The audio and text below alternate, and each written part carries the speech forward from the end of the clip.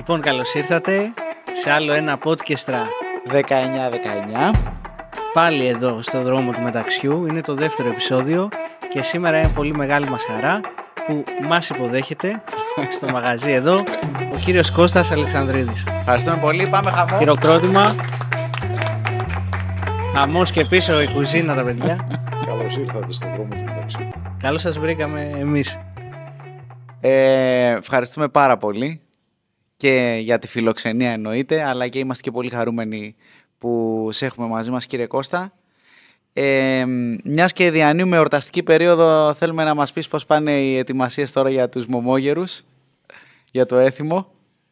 Μπαίνουμε σιγά σιγά στον ιερό χρόνο του 12ημέρου και έχουμε προετοιμάσει για αυτό το 12ημέρο κάποιες εμφανίσεις των μωμόγερων. Πρώτα απ' όλα στο Δήμο Αγίου Δημητρίου στις 22 Δεκεμβρίου. 23 κάνουμε μια πολύ μεγάλη εκδήλωση για πρώτη φορά στην Καλιθέα, όπου αναδεικνύουμε τις πολλαπλές αστικές ταυτότητες στην Καλιθέα, δηλαδή τους Ηπειρώτες, τους Κρητικούς, τους Κωνσταντινοπολίτες, τους Αρκάδες, τους Μυτιλήνιους που ζουν και δραστηριοποιούνται στην πόλη της Καλιθέας και φυσικά έχουν και τους πολιτιστικούς τους φορείς. Όλοι εμείς λοιπόν μαζί στις 23 θα παρουσιάσουμε ο καθένας το δικό του, την δική του πολιτιστική παραλλαγή με χορούς, μουσικές, τραγούδια, αλλά και δέσματα των περιοχών μας.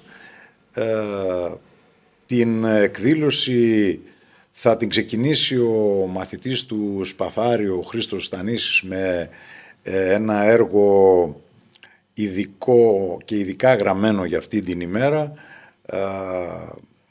όπου θα συνομιλεί ο Καραγκιόζης με τον Πόντιο, με τον Ηπειρώτη, με τον Κρητικό, με τον Κωνσταντινοπολίτη κτλ. Και θα ακολουθήσουν οι χοροί. Εμείς θα παρουσιάσουμε το δρόμο των μωμόγερων στους κεντρικούς δρόμους της Καλιθέας και θα καταλήξουμε στον χώρο της εκδήλωσης, όπου και εκεί θα γίνει το τελικό γλέντι. Με τους μωμόγερους. Όλα καταλήγουν σε γλέντι, έτσι. Πάντα. Στη συνέχεια, 29 Δεκεμβρίου θα παρουσιάσουμε τους μωμόγερους το δρόμενο στο Δήμο της Μάνδρας και 3 Ιανουαρίου, όπως κάθε χρόνο, θα τελέσουμε το δρόμενο στο Δήμο της Καλαμαριάς και στους κεντρικούς δρόμους της Θεσσαλονίκης, ιδιαίτερα στην πλατεία Αριστοτέλους, με κατάληξη πάντα στην Εύξηνο Λέσχη Θεσσαλονίκης. Αυτό πόσα χρόνια γίνεται στην Θεσσαλονίκη? Αυτό από το 2003 ανελιπώς. Δηλαδή 20 χρόνια κοντά τώρα πλέον. Κοντά 20 χρόνια. Ναι.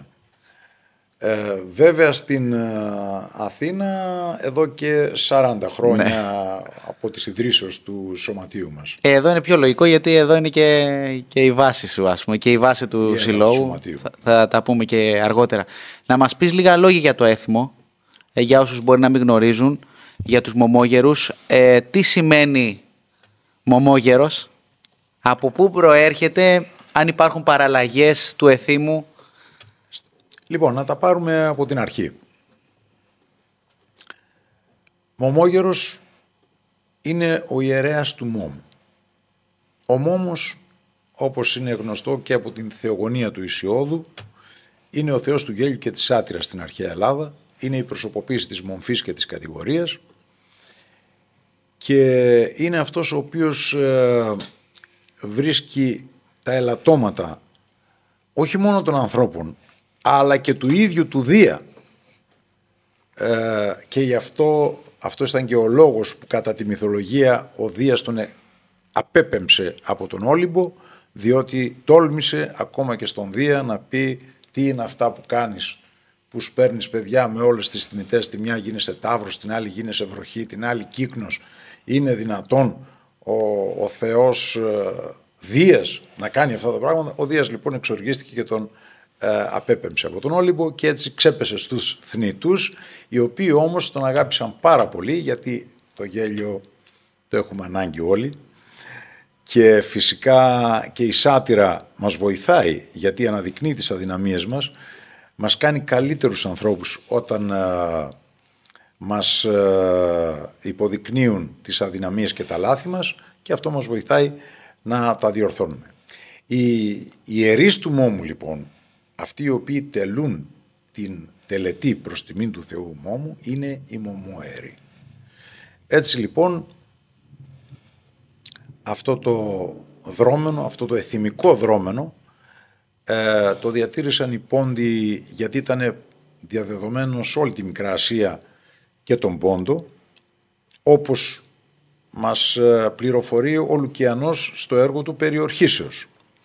Εν Ιωνία μάλιστα και εν Πόντο και τα λοιπά, τόσο πολύ καταλαμβάνει τον τεταγμένο χρόνο, δηλαδή πάλι κατά τη διάρκεια του 12ημέρου, τους ανθρώπους τους εκεί, ώστε ντύνονται, λέει, βουκόλοι και σάτυροι και σατυρίζουν πρόσωπα και καταστάσεις, χορεύοντας και τραγουδώντας, αφήνοντας όλες τις άλλες εργασίες τους, και καυχόνται γι' αυτό περισσότερο από ότι για την καταγωγή τους ή για τα αξιώματά τους ή για τον πλούτο τους, και τελούνε αυτό το δρόμενο οι επιφανέστεροι των πόλεων του Πόντου.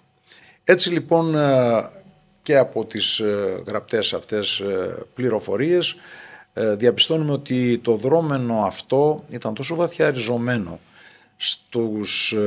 στον ελληνισμό της Μικράς Ασίας και ιδιαίτερα στον Πόντο, που ούτε και η χριστιανική θρησκεία μπόρεσε να το ξεριζώσει, αν και γίνανε κάποιες προσπάθειες.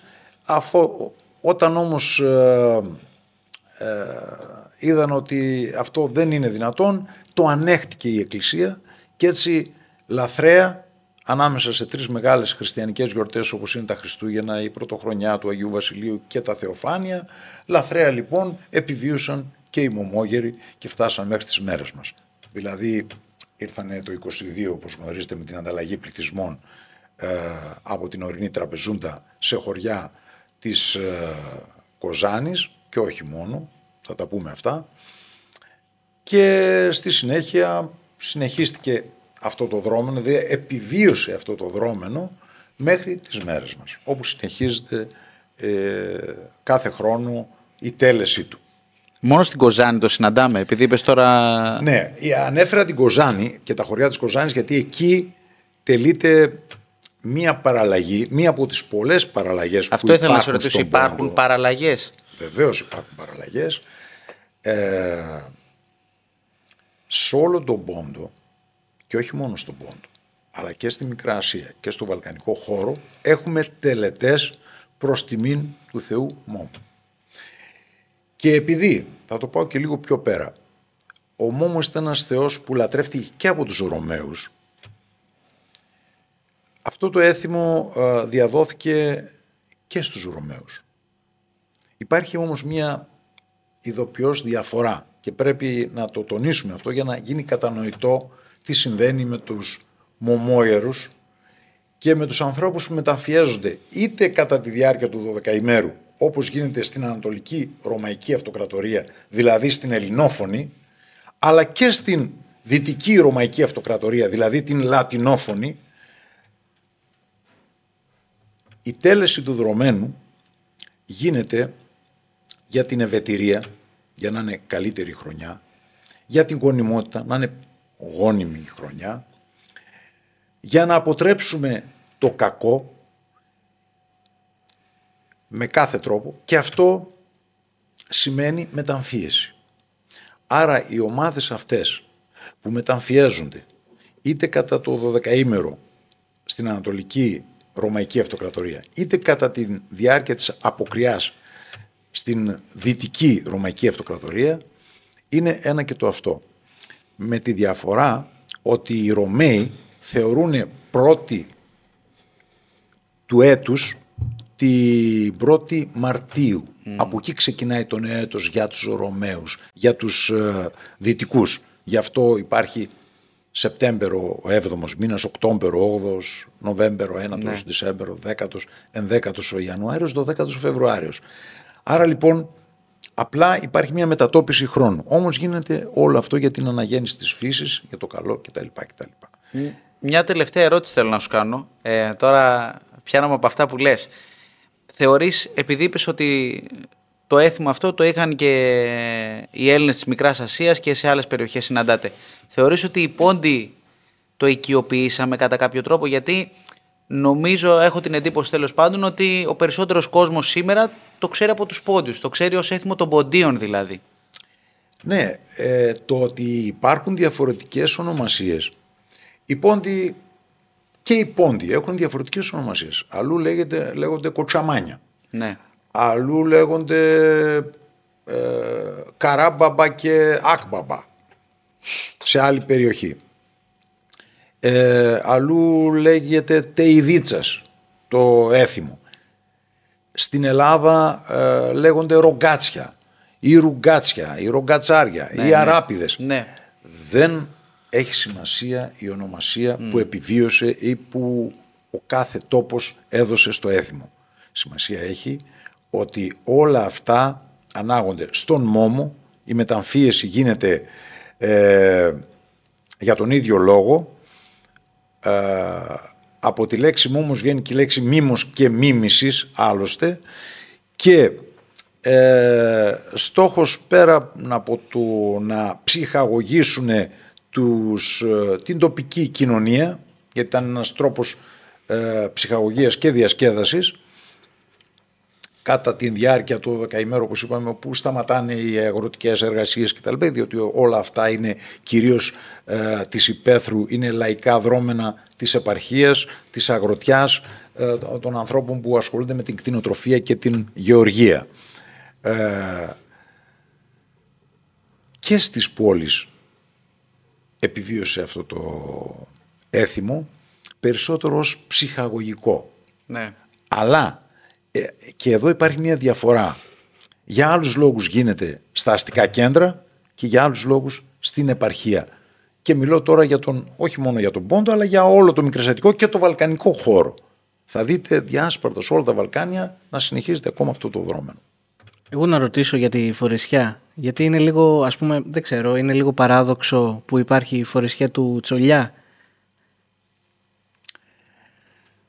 Αναρωτηθήκατε ποτέ η Φορεσιά του Τσολιά από πού προέρχεται? Όχι. Γιατί δεν ξέρουμε. Για να είμαστε ειλικρινείς. Για να προβληματιστούμε όλοι μαζί τώρα. Ο Αθηναίος πολίτης, όταν ήταν ο πλήτης, τι φορούσε? Μήπως έναν κοντό χιτώνα? Μήπως περικνημίδες? Μήπως και περικεφαλαία? Ο στρατός του Μεγάλου Αλεξάνδρου, ποια ήταν η εμφάνισή του? Μήπως η ίδια, ο κοντός χιτώνας? Ο στρατός της Ρωμανίας, τι φορούσε? Αν δείτε και από νομίσματα και από άλλες πηγές, θα δείτε ότι πάλι είναι μια αμφίεση στρατιωτική μέχρι την κατάλυση της Ρωμανίας από τους Οθωμανούς. Άρα λοιπόν οι Μωμόγεροι έχουν μια φορεσιά η οποία μας παραπέμπει σε μια ομάδα στρατιωτικού τύπου που προστατεύει τις δύο νύφες. Γιατί ο ρόλος των Μωμόγερων είναι αυστηρός, δεν έχει σχέση με αυτά που διαδραματίζονται, τους διαλόγους, τους αυτοσχέδιους ή τα άλλα όλα που κάνουν τα θεατρικά πρόσωπα. Οι Μωμόγεροι, οι 12 συγκεκριμένα, και είναι και ο συμβολικός ο αριθμός, προστατεύουν τις δύο νύφες. Άρα λοιπόν αυτοί θα έπρεπε να έχουν μια αμφίεση που να παραπέμπει σε μια ομάδα... Σε στρατιώτες, ας πούμε. Ναι, στρατιώτες. Αν δεν σημειώσουμε ότι και αυτό που κρατάνε το ξύλο είναι ουσιαστικά το όπλο του μεσαίωνα της περιοχής μας, της περιοχής του Πόντου, της Ματσούκας. Είναι το ματσούκι το λεγόμενο, είναι λατινική λέξη βεβαίως, αλλά αυτό ήταν ένα καταπληκτικό όπλο, διότι αυτό το ξύλο δεν σπάει και είναι πολύ αποτελεσματικό, και μάλιστα σήμερα πολλοί λαοί της Ανατολής έχουν ακόμα αυτά τα ξύλα στα χέρια τους ως όπλα για να αντιμετωπίσουν τους αντιπάλους τους.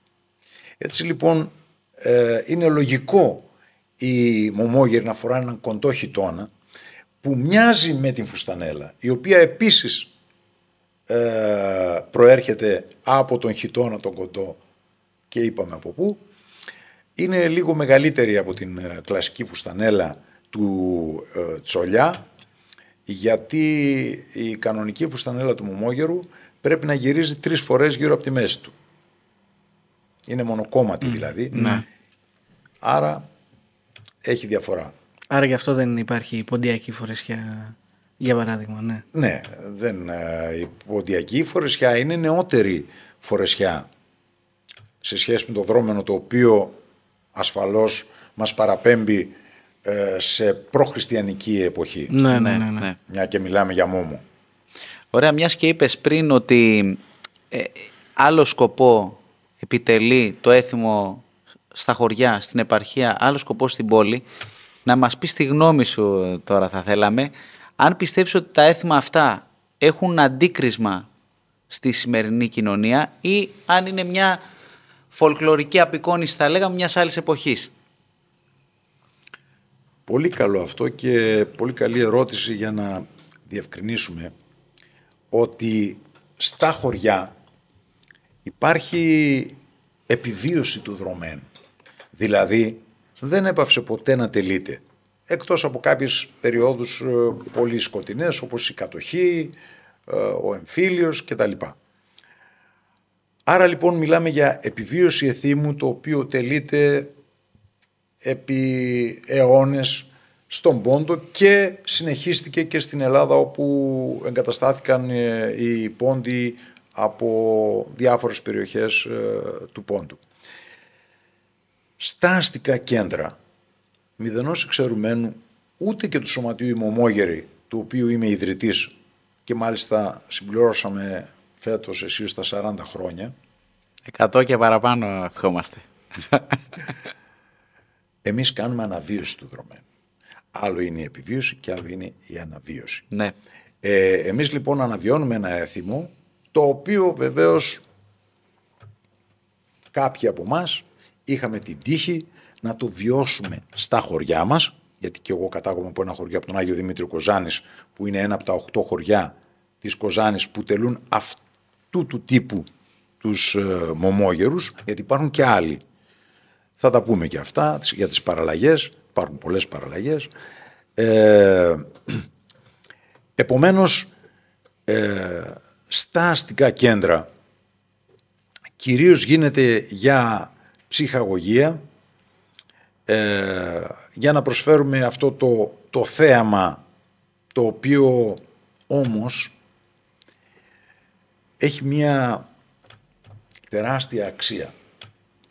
Κατά τη γνώμη μου, και το έχω ισχυριστεί εδώ και πολλά χρόνια, από όταν ήμουνα φοιτητής στη Δραματική Σχολή του Εθνικού Θεάτρου, ότι το θέατρο του μέλλοντος είναι το street theater. Τώρα το ανακαλύψανε και οι ξένοι, το street theater.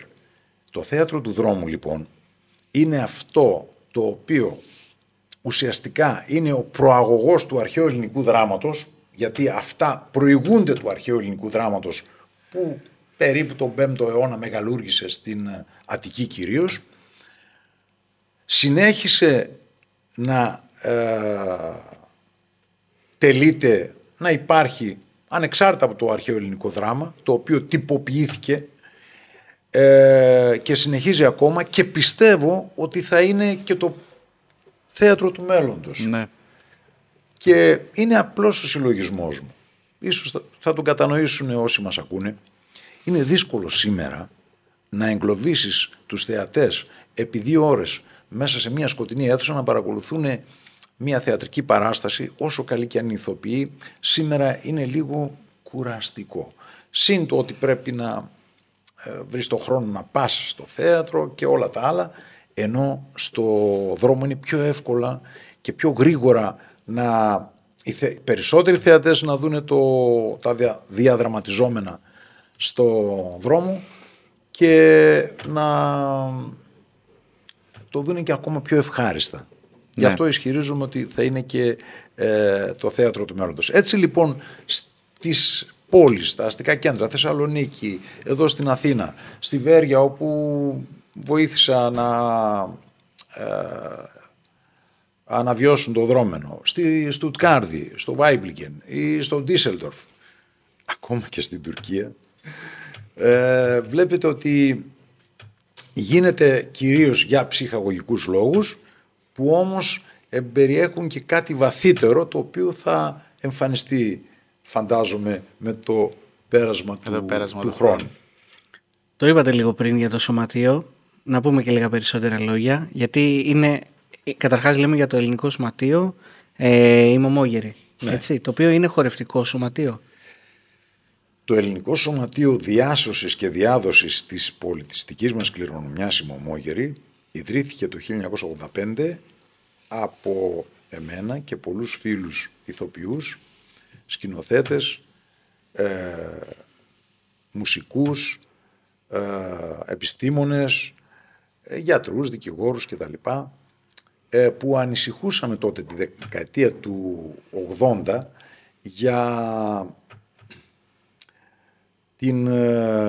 για τα πολιτιστικά και για τον ελληνικό πολιτισμό κυρίως, όπου ήταν σε ένα πολύ ερασιτεχνικό επίπεδο σε σχέση με αυτό που γινόταν σε άλλες χώρες, και έτσι σκεφτήκαμε όλο αυτό το απόθεμα που διαθέτει η Ελλάδα με όλες τις παραλλαγές της, από την Κρήτη, από την Πελοπόννησο, από τη Θεσσαλία, την Ήπειρο, και με αφορμή του ότι εγώ υπήρξα χορευτής και δάσκαλος στο θέατρο Ελληνική Χορή Δώρα Στράτου, διδάχτηκα πάρα πολλά από την ίδια τη Δώρα Στράτου, και έτσι λοιπόν σε μια κρίσιμη καμπή της καριέρας μου αποφάσισα να ασχοληθώ περισσότερο με τους ελληνικούς χορούς και όχι με το θέατρο, όπου δικαιωματικά θα μπορούσα να μπω στο Εθνικό Θέατρο και να κάνω καριέρα ηθοποιού. Προτίμησα όμως να ασχοληθώ με τους ελληνικούς χορούς, τα δρόμενα των Ελλήνων, και να προσπαθήσω να ανεβάσω λίγο το επίπεδο αυτό το πολύ ερασιτεχνικό, σχολικό θα έλεγα την εποχή εκείνη, αν εξαιρέσουμε κάποιες εξαιρέσεις όπως ήταν το Λύκειο Ελληνίδων, η Δώρα Στράτου και κάποια άλλα ίσως χορευτικά που κάνανε κάπως πιο επαγγελματική δουλειά θα λέγαμε. Και έτσι λοιπόν με αφορμή και αυτά που βλέπαμε με τα μπαλέτα που έρχονταν από ανατολικές χώρες στο Βεάκιο κτλ. Αποφασίσαμε να κάνουμε ένα σωματείο το οποίο όχι μόνο θα ασχολείται με τους ελληνικούς χορούς, θα μελετάει τους χορούς, τα έθιμα και θα συγκεντρώσει υλικό λαογραφικό, το οποίο ήταν πολύτιμο την εποχή εκείνη, την περίοδο εκείνη, δηλαδή ένα υλικό απόθεμα σε ενδυμασίες, σε κοσμήματα και σε άλλα υλικά στοιχεία, τα οποία είναι απαραίτητα για να παρουσιάσεις την ποικιλία του ελληνικού πολιτισμού. Ωραία, πλέον βλέπουμε πάρα πολλούς χορευτές που αναβιώνουν το έθιμο, χορευτές που έμαθαν υπό τη δική σου καθοδήγηση και τη διδασκαλία. Αφενός πώς νιώθεις γι' αυτό, και αφετέρου θα θέλαμε να μας πεις, κατά τη γνώμη σου, πού βρισκόταν το έθιμο πριν έρθει ο Κώστας Αλεξανδρίδης και πού βρίσκεται τώρα? Κοιτάξτε, η αλήθεια είναι ότι... Όσο μπορείς να μιλήσεις... Θα πω πράγματα που ιστορικά μπορείτε να τα διασταυρώσετε και να τα διαπιστώσετε. Όταν πρώτο ήρθα στην Αθήνα, το 1976, και μπήκα στο θέατρο της Δώρα Στράτου ως χορευτής, με τον αείμνηστο τον Χρήστο τον Τζιρίδη, που καταγόταν από τον Τετράλοφο Κοζάνης και ήταν ο αρχηγός του δρόμενου στον Τετράλοφο Κοζάνης, κάναμε αναβίωση του δρομένου στο θέατρο, πολύ περιορισμένη, και μάλιστα επειδή κανείς δεν ήθελε να ντυθεί, να υποδηθεί γυναικείους ρόλους, αναγκαζόμασταν και τις νύφες τις υποδίονταν κοπέλες. Γιατί κανένα από τα αγόρια του χορευτικού της ώρας δεν ήθελε να ντυθεί νύφη ή γριά. Τώρα όλοι θέλουν γριές πάντως να ντυθούν και νύφες. Εδώ παρένθεση. Όλοι οι άντρες. Αυτό οφείλεται στη θαυμάσια απόδοση του ρόλου της γριάς του Μωυσή, του Καρύπη, ο οποίος υποδίεται καταπληκτικά την γριά και θέλουν να τον μιμηθούν πάρα πολύ. Κλείνω την παρένθεση. Άρα λοιπόν εκείνη τη δεκαετία και για πολύ λίγα χρόνια κάναμε το δρόμενο στο θέατρο της Δωραστράτου. Μετά έφυγε πολύ νωρίς ο Χρήστος ο Τσιρίδης.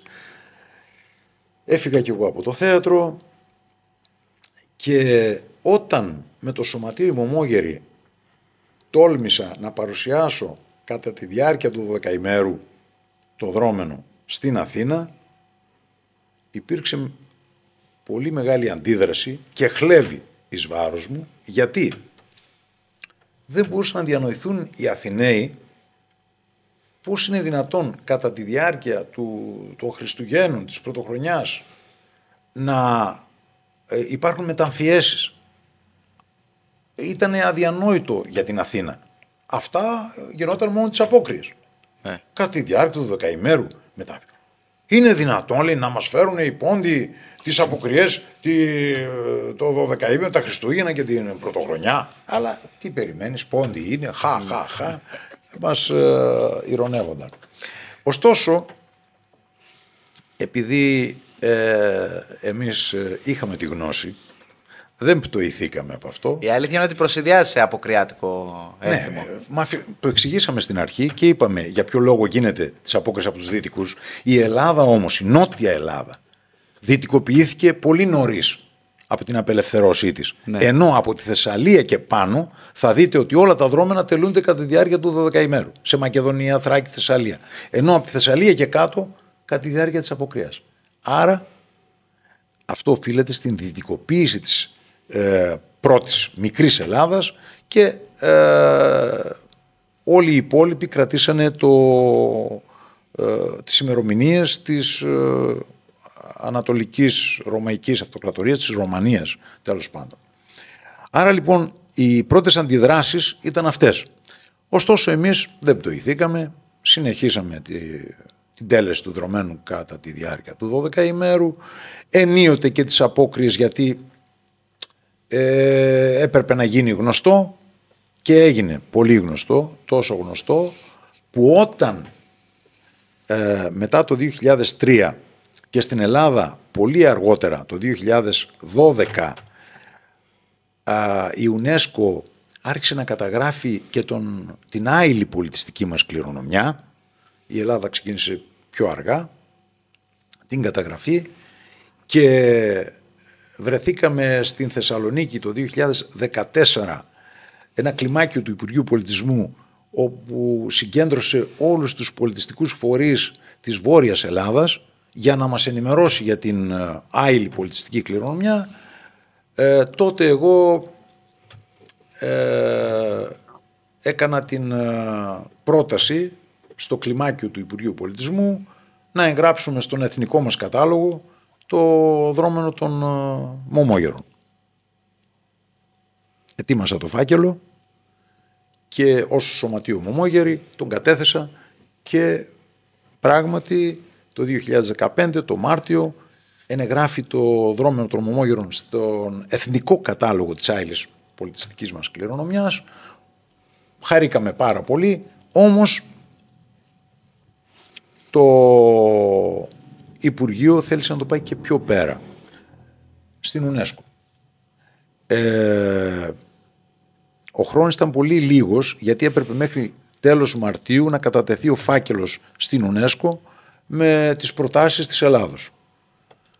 Η Ελλάδα λοιπόν πρότεινε το δρόμενο των Μωμόγερων να εγγραφεί στον διεθνή κατάλογο πλέον της άειλης πολιτιστικής κληρονομιάς της ανθρωπότητας και έτσι εμείς μέσα σε ένα πολύ μικρό χρονικό διάστημα έπρεπε να ετοιμάσουμε το φάκελο. Συνεργαστήκαμε άψογα με το Υπουργείο Πολιτισμού, με τα χωριά, τα 8 και ανθρώπους από τα χωριά οι οποίοι στείλανε επιστολές συνένεσης ότι ναι, αυτό το δρόμενο είναι στοιχείο της ταυτότητάς μας κτλ. Και τα 8 χωριά και έτσι μετά από όλη αυτή τη συνεργασία των 8 χωριών και την δική μας και τη βοήθεια της Μυροφόρας βέβαια, η οποία βοήθησε πάρα πολύ στο να χρησιμοποιήσουμε κάποιες ορολογίες επιστημονικές κτλ. Και την εμπιστοσύνη, θα έλεγα, της διευθύντριας τότε, της κυρίας Φωτοπούλου, έγινε η πρόταση και το 2016, ένα χρόνο μετά, μας ανακοινώθηκε ότι έχει εγγραφεί το δρόμενο στο Διεθνή Κατάλογο της Άειλης Πολιτιστικής μας Κληρονομιάς. Έτσι λοιπόν κλείσαμε μία πορεία από την αρχή, όπου υπήρχε χλέβη και χλεβασμός και περιέργεια κυρίως και έκπληξη από τους Αθηναίους για το δρόμενο. Σήμερα είμαι πολύ ευτυχής, γιατί βλέπω ότι και άλλοι δάσκαλοι, όπως είπες Γιάννη, αναβιώνουν το δρόμενο, όχι μόνο στην Αθήνα, αλλά σε όλες τις πόλεις της Βόρειας Ελλάδας, από τα Γιάννενα μέχρι την Αλεξανδρούπολη. Και στο εξωτερικό ακόμα. Και στο εξωτερικό, όπου και εκεί στο Βάιμπλιγκεν γίνεται μια πάρα πολύ καλή δουλειά, και στο Ντίσελντορφ, με μεγάλη συμμετοχή όχι μόνο Ποντίων και Ελλήνων του εξωτερικού, αλλά και Γερμανών στη Γερμανία, με τους οποίους συνομιλήσαμε και με τους δημάρχους, και από τη στιγμή που είναι άειλη πολιτιστική κληρονομιά της ανθρωπότητας, δικαιωματικά μπορούν και αυτοί να το θεωρήσουν δική τους πολιτιστική κληρονομιά, εφόσον είμαστε Ευρωπαίοι, βέβαια. Και το συνεχίζουν και προς τιμήν τους και προς μεγάλη ικανοποίησή μας. Να πούμε ότι για καιρό αναβιώνεται αυτό το έθιμο και στον Πόντο, έτσι. Ναι. Να μας πείτε λοιπόν πώς το αντιμετώπισε ο κόσμος εκεί και πώς το αντιμετώπισε και το κράτος εκεί. Κοιτάξτε, εδώ τα πράγματα πρέπει να υποθούν με το όνομά τους. Πατρίδα του δρόμενου είναι ο Πόντος, του συγκεκριμένου δρόμενου. Πώς είναι δυνατόν να μην γνωρίζουν στον Πόντο το συγκεκριμένο δρόμενο? Άλλωστε και εκεί αναβιώνουν το δρόμενο αυτό, είτε λέγοντάς το Μομοέρ, είτε Κοντζολόσια, είτε Καλαντάρ Γκετσεσί, δηλαδή βραδιά του Καλαντάρι, όπου μεταμφιέζονται επίσης και πάνε από σπίτι σε σπίτι και τα λοιπά. Γίνεται όλη αυτή η διαδικασία. Εμείς λοιπόν σκεφτήκαμε με την Μυροφόρα την Ευσταθιάδου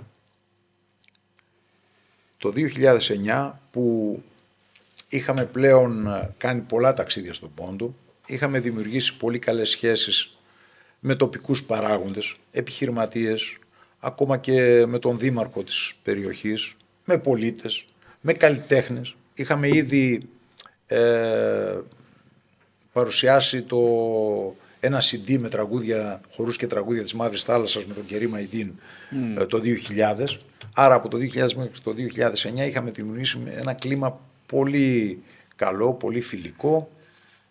Σκεφτήκαμε λοιπόν μέσα στα πλαίσια αυτής της προσέγγισης, της καλλιτεχνικής, της πολιτισμικής, να επαναφέρουμε το δρόμενο αυτό, το οποίο επιβίωσε και συνεχίστηκε στην Ελλάδα από τους Πόντιους που εγκαταστάθηκαν εκεί, να το επαναφέρουμε πίσω στην πατρίδα του. Και συγκεκριμένα στη Λιβερά, δηλαδή το σημερινό χωριό Γιασλίκ της Τραπεζούντας. Γι' αυτό το λόγο προηγήθηκε πολλή δουλειά. Δηλαδή, εξασφαλίστηκε άδεια από τον κοινοτάρχη του χωριού. Εξασφαλίστηκε άδεια από τον δήμαρχο της περιοχής, της Ματσούκας, της Μάρσκας. Εξασφαλίστηκε άδεια από τον νομάρχη. Κάτι που γινόταν ακόμα και όταν ήταν οι δικοί μας εκεί. Υπάρχουν γραπτές μαρτυρίες, πηγές, μπορείτε να το διασταυρώσετε. Για την τέλεση του δρομένου έδινε την άδεια ο Καϊμακάμης, ο έπαρχος δηλαδή. Αφού λοιπόν εξασφαλίσαμε τις άδειες, συγκεντρώσαμε περίπου 70 άτομα που ενδιαφέρθηκαν να έρθουν μαζί μας ανήμερα της πρωτοχρονιάς του 2009. Στην πλειοψηφία τους κάτοικοι του Τετραλόφου, γιατί εκεί ένα μεγάλο μέρος του χωριού, οι περισσότεροι, εγκαταστάθηκαν στον Τετράλοφο. Ναι. Όμως ήρθαν και από άλλα χωριά, από τον Άγιο Δημήτριο, από την Σκήτη, από τα Αλωνάκια, από το Πρωτοχώρι, από τα Κομνηνά της Πτολεμαΐδας. Όλοι μαζί λοιπόν, δημιουργώντας μια ομάδα με όλους τους μωμόγερους, τους ρόλους, τις νύφες κτλ. Ξεκινήσαμε και πήγαμε και τελέσαμε το δρόμενο στο χωριό αυτό, από όπου προέρχεται το δρόμενο, όχι μόνο στην Λιβερά, βεβαίως εδώ πρέπει να πούμε ότι και στο Καπίκιο το γειτονικό και στη Χαντζάβερα και σε άλλες, και στο Χορτοκόπ γινότανε. Το δρόμενο το τελούσαν πολλά χωριά. Όπως πληροφορούμαστε και πάλι από γραπτές πηγές, κατά τη διάρκεια του 12ημέρου συγκεντρώνονταν μετά το πέρας των τοπικών θειάσεων, ας τους πούμε έτσι, στα χωριά τους, περίπου 200-250 φουστανελοφόροι στη Ματσούκα και γλεντούσαν. Γι' αυτό το λόγο η Ματσούκα ονομαζόταν Κιουτσούκ Γιουνανιστάν, μικρή Ελλάδα. Έτσι λοιπόν το 2009 για πρώτη φορά αναβιώσαμε το δρόμενο και στην πατρίδα του. Πολύ συγκίνηση βεβαίως υπήρχε και όταν πήγαμε μπροστά στο ναό του Αγίου Γρηγορίου, όπου υπήρχαν και τα νεκροταφεία της Λιβεράς και χορέψαμε.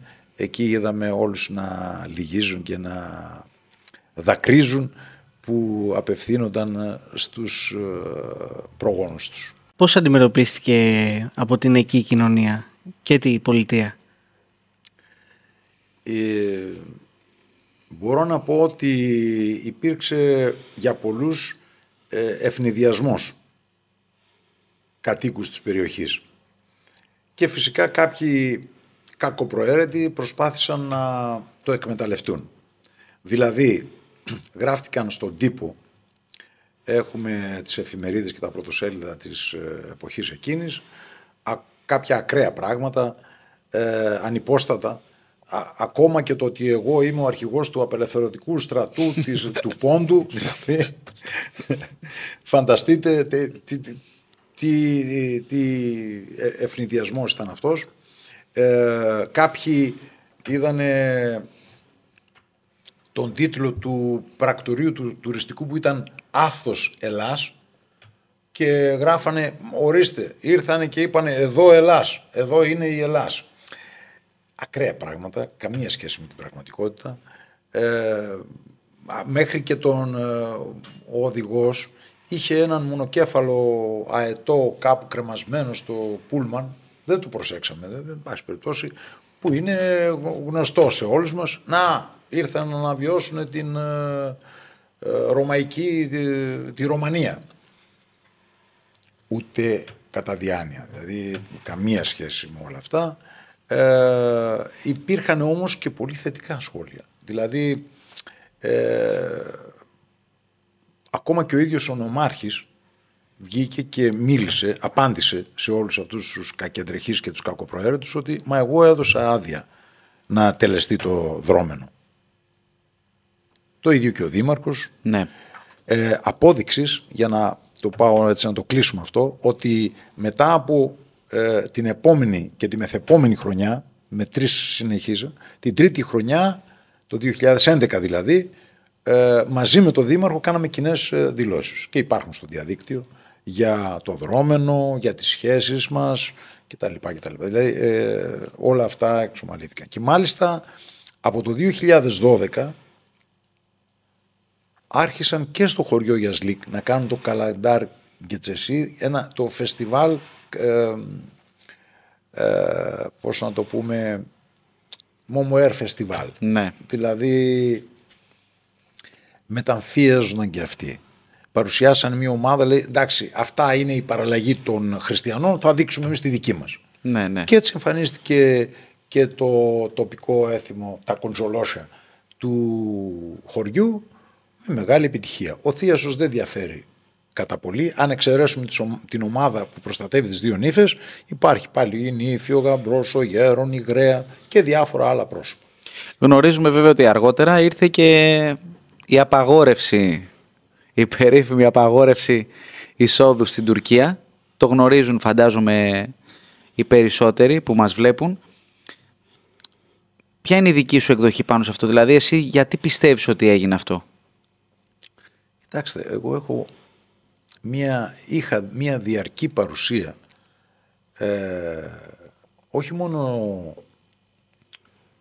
στην Τραπεζούντα και στην Κωνσταντινούπολη και στη Σμύρνη. Έχουμε κάνει παραστάσεις και στο Αρχαίο Θέατρο της Εφέσου και στη Σμύρνη με ρεμπέτικα και στην Κωνσταντινούπολη. Μάλιστα το 2014 κάνα μια μεγαλειώδη παράσταση στο Team Show Center, δηλαδή κάτι σαν το Μέγαρο Μουσικής το δικό μας, και παρουσίασα τους χορούς των ανταλλαγέντων, δηλαδή και των δικών μας, των Ελλήνων που ήρθαν από τη Μικρά Ασία στην Ελλάδα, αλλά και των μουσουλμάνων που φύγαν από την Ελλάδα και πήγαν στην Τουρκία. Η παράσταση είχε τεράστια επιτυχία και μάλιστα θέλουν να μας κρατήσουν για να την συνεχίσουμε, να την κάνουμε και άλλες παραστάσεις κτλ. Θέλω να πω ότι η προσέγγιση η δική μου ήταν καθαρά πολιτιστική και πολιτισμική. Σε πολλά φεστιβάλ, στο Ακζάπατ, στα Πλάτωνα δηλαδή, ναι, στην Τραπεζούντα και σε άλλες πόλεις έχουμε παρουσιάσει χορευτικά κτλ. Όταν μου ανακοινώθηκε ότι απαγορεύτηκε η είσοδός μου στην Τουρκία, πραγματικά αυτό με εξέπληξε, γιατί ρώτησα μάλιστα και τον Διευθυντή Ασφαλείας του αεροδρομίου για ποιο λόγο μου απαγορεύεται την είσοδο. Έχω κάνει κάποια αξιόπινη πράξη, δηλαδή οδηγώ επικίνδυνα, έχω κάνει κάποιο εμπόριο παράνομο κτλ. Πείτε μου, εμείς εκτελούμε εντολές. Και μάλιστα πληκτρολόγησε και έβγαλε ένα έγγραφο και μου το παρέδωσε ότι στις 15, σας τα λέω ακριβώς όπως έχουν γίνει, στις 15 Οκτωβρίου του 2019 συνήλθε το Συμβούλιο Εθνικής Ασφαλείας της Τουρκίας και απεφάνθη ότι ο Κώστας Αλεξανδρίδης είναι επικίνδυνος για την εθνική μας ασφάλεια. Έκπληξη για μένα. Και επέστρεψα στην Ελλάδα φυσικά, ενώ όλη η ομάδα μας ήταν στην Τραπεζούντα μαζί με την Μυροφόρα. Στην οποία απαγορεύτηκε και λίγο μετά επίσης. Ναι, αλλά εκείνη τη χρονιά το 20, τον Ιανουάριο του 20, δηλαδή αυτό έγινε το 19, εγώ δεν ήξερα ότι υπάρχει τέτοια απόφαση εις βάρος μου. Τον Ιανουάριο του 20 η Μυροφόρα μαζί με όλη την ομάδα, τους μουσικούς, τα παιδιά που θα υποδίονταν τους ρόλους κτλ. Γιατί το 2019 κάναμε και την παραλλαγή της Ζάβερας, ναι, στα χωριά του Χαψίκιουη. Χωρίς τη άλλη παραλλαγή. Όπως την περιγράφει ο Ζερζελίδης, έχει βέβαια πάλι τον Μωμόγερο και τον Γαμπρό, την Ήφη, τον Κουμπάρο, την Κουμπάρα, τον Άρκον κτλ. Με μεγάλη επιτυχία. Πρέπει να σας πω ότι ακόμα και ο δήμαρχος, ο τότε δήμαρχος, άλλος, ήρθε κοντά μας και έκανε δηλώσεις και κάναμε κοινές δηλώσεις για το έθιμο, για το πώς μαζί κάναμε αυτά τα έθιμα όταν ζούσαν και οι δικοί μας στην περιοχή, για την υποδοχή του νέου χρόνου. Χορεύαμε όλο το βράδυ μέσα στα χιόνια, σε ένα πολύ ιδηλιακό τοπίο με φεγγάρι. Πραγματικά ήταν μια καταπληκτική εμπειρία και τεράστια η αποδοχή. Υπάρχουν βίντεο που μπορείτε να δείτε τι ακριβώς έγινε. Γι' αυτό λοιπόν ήταν μεγάλη η έκπληξη της απαγόρευσης της εισόδου εκεί. Εμείς απευθυνθήκαμε στο Γενικό Προξενείο της Τουρκίας στην Ελλάδα για να ζητήσουμε κάποιες περαιτέρω διευκρινήσεις. Δεν μας δόθηκαν ποτέ. Μας παρέπεμψαν σε κάποιο email και συνομιλούσαμε με αυτόν τον τρόπο με το επίσημο κράτος, θεωρώ. Δεν μας δόθηκε καμία απάντηση και πάλι. Ζήτησα εκ νέου άδεια εισόδου στη χώρα, η οποία και απορρίφθηκε. Την επόμενη χρονιά, όταν η Μυροφόρα μαζί με τον γιο μας, τον 15χρονο τότε Ιάσουνα, πήγανε στην Κωνσταντινούπολη για να παραλάβει κάποια βιβλία, γιατί για ένα θέμα επιστημονικό να παραλάβει κάποια βιβλία από έναν φίλο μας, ο οποίος είχε εκδοτικό οίκο στην Κωνσταντινούπολη και είχε συγκεντρώσει κάποια βιβλία, 10-15 βιβλία Τούρκων συγγραφέων, για να δούμε τι γράφουν για το ίδιο θέμα που η Μυροφόρα διαπραγματευόταν. Απαγορεύτηκε η είσοδος και στην Μυροφόρα. Ούτε εκεί δόθηκε καμία εξήγηση. Ούτε εκεί δόθηκε καμία εξήγηση. Βέβαια, θα σκεφτεί κανείς ότι ίσως ήταν οικογενειακή υπόθεση και δική μας προσωπική, γιατί το είπανε πολλοί στην Ελλάδα. Όμως, μετά από μένα, βεβαίως προηγήθηκε το 1998 και η απαγόρευση εισόδου στον αείμνηστο τον Ανδρεάδη τον Γιώργο, η είσοδος, και ο αείμνηστος και φίλος μου Γιώργος Ανδρεάδης έφυγε από τη ζωή με αυτό το παράπονο, το ότι ενώ είχε παντρέψει ακόμα και την κόρη του με Τούρκο πολίτη, το απαγορεύτηκε η είσοδος στην Τουρκία. Μετά το 1998 λοιπόν, και αφού ήρθε ο σημερινός πρόεδρος στα πράγματα το 2002, σκεφτήκαμε ότι υπάρχει μια αλλαγή στην πολιτική κατάσταση, και όντως υπήρξε μια αλλαγή, να τα λέμε και αυτά, από το 2002 και μετά, προς το καλύτερο στις σχέσεις μας. Θεωρήσαμε ότι όλα αυτά είναι ξεπερασμένα και δεν υπάρχει.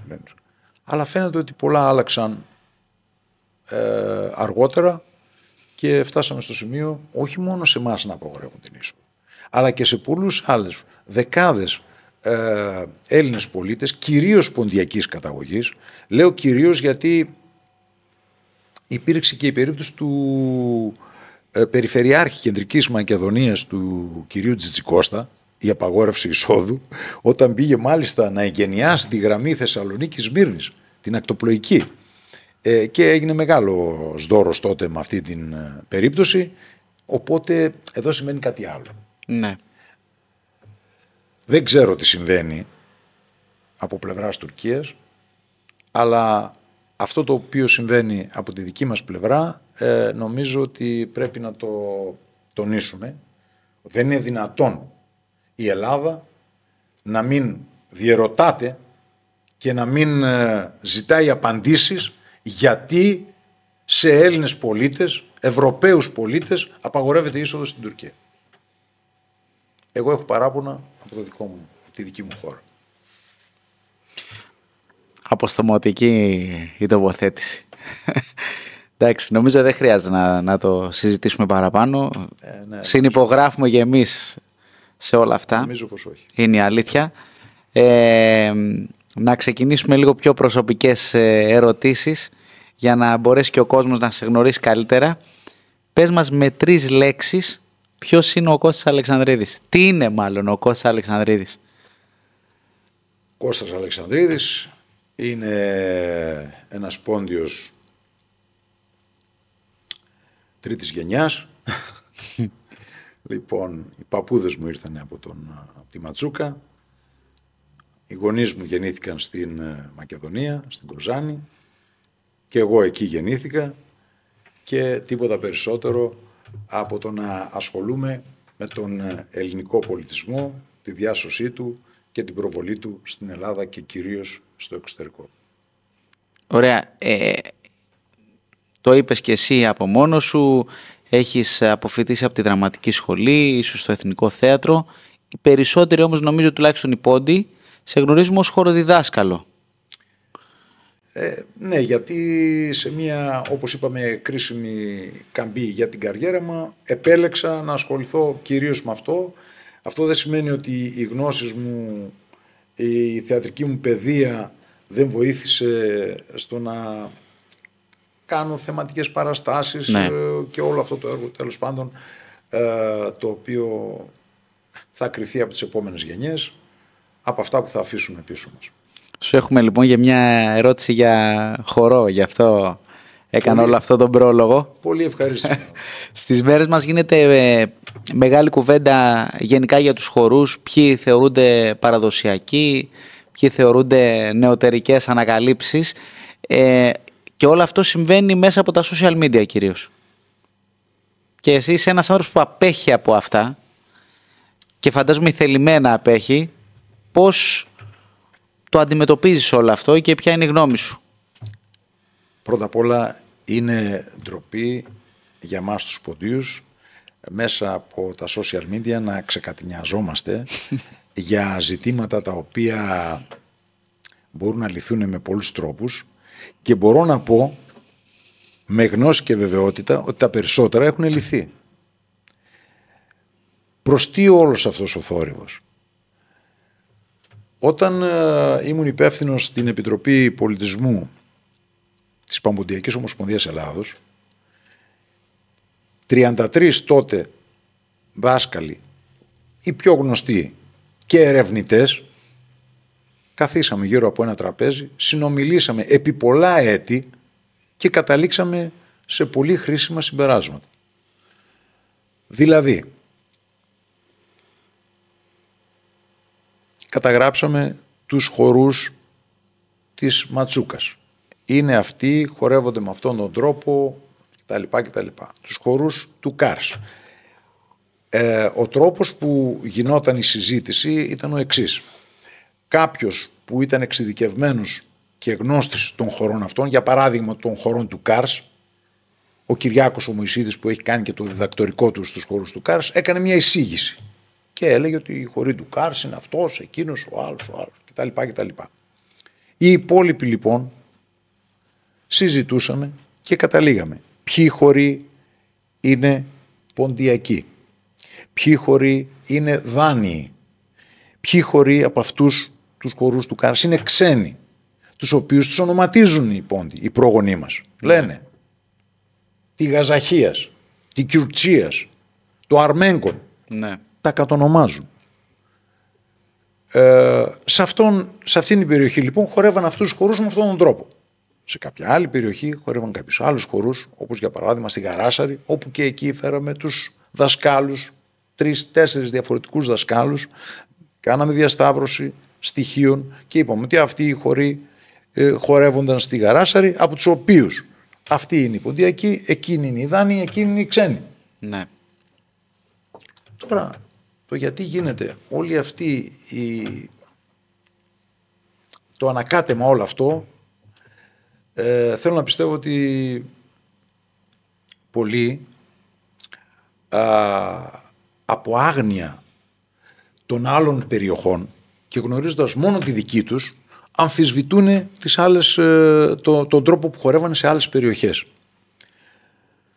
Για να γίνω πιο συγκεκριμένος, τον ίδιο χορό μπορεί στην Γαράσαρη να το χορεύουν με τον αλφα τρόπο, δηλαδή είναι άλλο το ύφος, ναι, χορού, ναι, που χορεύεται ο χορός, και διαφορετικό στην Κιμισχανά και πολύ διαφορετικό στο Ακταγματέν, γιατί και εκεί φύγανε πάλι από την Κιμισχανά και πήγανε στο Ακταγματέν. Λογικό είναι να επηρεαστούν από τον περίγυρό τους, από τον τόπο τους και να χορεύουν με έναν διαφορετικό ύφος.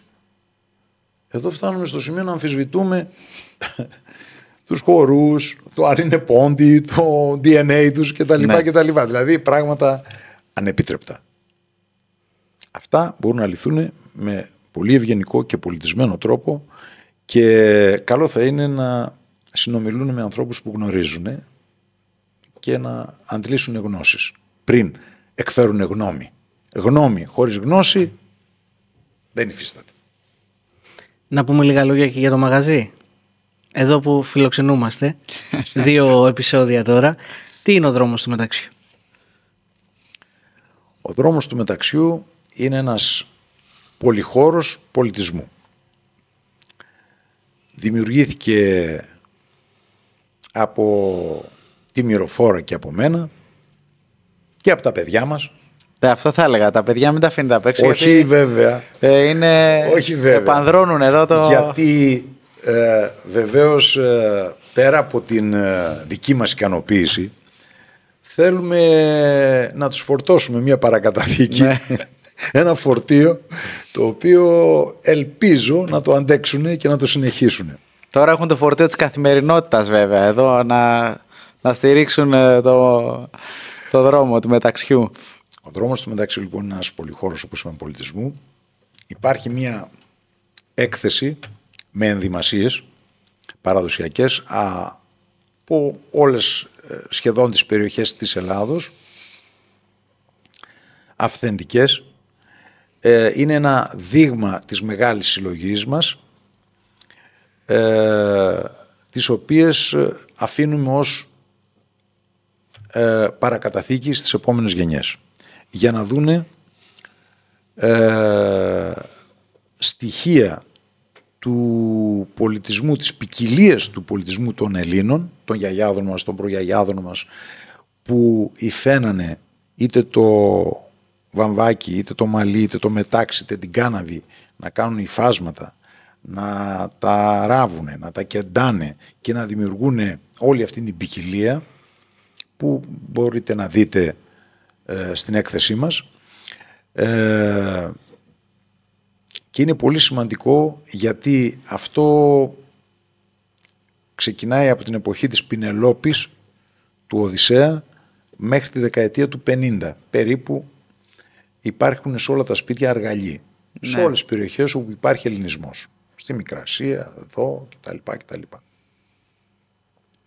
Από την δεκαετία του 50 και μετά τα υφάσματα και εν γέννη κλωστές κτλ. Είναι βιομηχανοποιημένες. Υπάρχει μια μεγάλη τομή που διαφοροποιεί τα πράγματα. Είναι άλλο οι αυθεντικές φορεσιές, οι χειροποίητες με τα χειροποίητα υφάσματα, και άλλο οι φορεσιές τα αντίτυπα, τα γνήσια αν θέλετε, από την δεκαετία του 50 και μετά. Βεβαίως υπάρχουν εξελίξεις και στην φορεσιά, εκτός από τα γνήσια αντίτυπα. Υπάρχουν και φορεσιές οι οποίες είναι στο περίπου με φτηνά υλικά, και πολλές φορές βλέπουμε και αποκριάτικες, και τις οποίες εμφανίζουν ως παραδοσιακές.